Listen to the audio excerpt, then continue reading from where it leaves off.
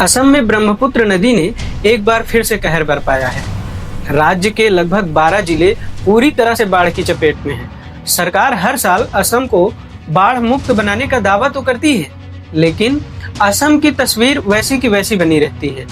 असम में कोई चेंज नहीं होता है। इस बार तो पानी का मिजाज और तबाही का पैटर्न बहुत अलग है और कहीं ज़्यादा खतरनाक भी है। आमतौर पर जब असम में बाढ़ आती है तो सबसे ज़्यादा नुकसान निचले इलाकों को होता है। वहाँ के लोग और प्रशासन इस बाढ़ के लिए थोड़े बहुत तैयार भी रहते हैं, लेकिन 2026 की बाढ़ ने अपना रास्ता और निशाना दोनों बदल लिया है।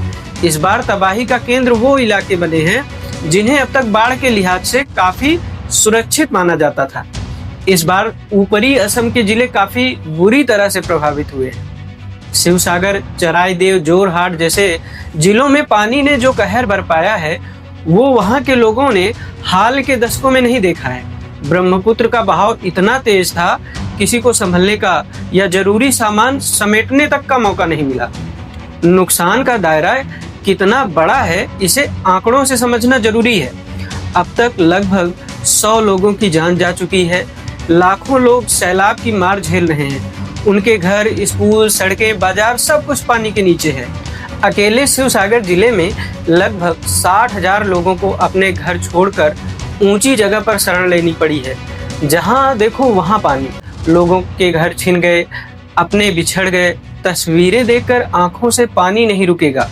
लोग रो रहे हैं, बिलख रहे हैं और मदद की गुहार लगा रहे हैं। पानी में डूबते जानवरों को देखकर तो किसी का भी दिल पसीज जाएगा।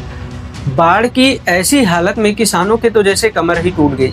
राज्य में करीब 35,000 हेक्टेयर खेती की जमीन जलमग्न हो गई, यानी उनकी साल भर की मेहनत पानी में बह गई।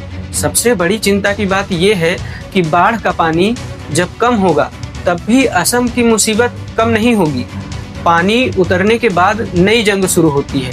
जल भराव वाले एरिया में डायरिया, जापानी बुखार जैसी बीमारियां फैलने लगती हैं। जिन लोगों के घर बह गए उन्हें पीने के साफ पानी और 2 वक्त की रोटी जुटाना ही सबसे बड़ी चुनौती होती है।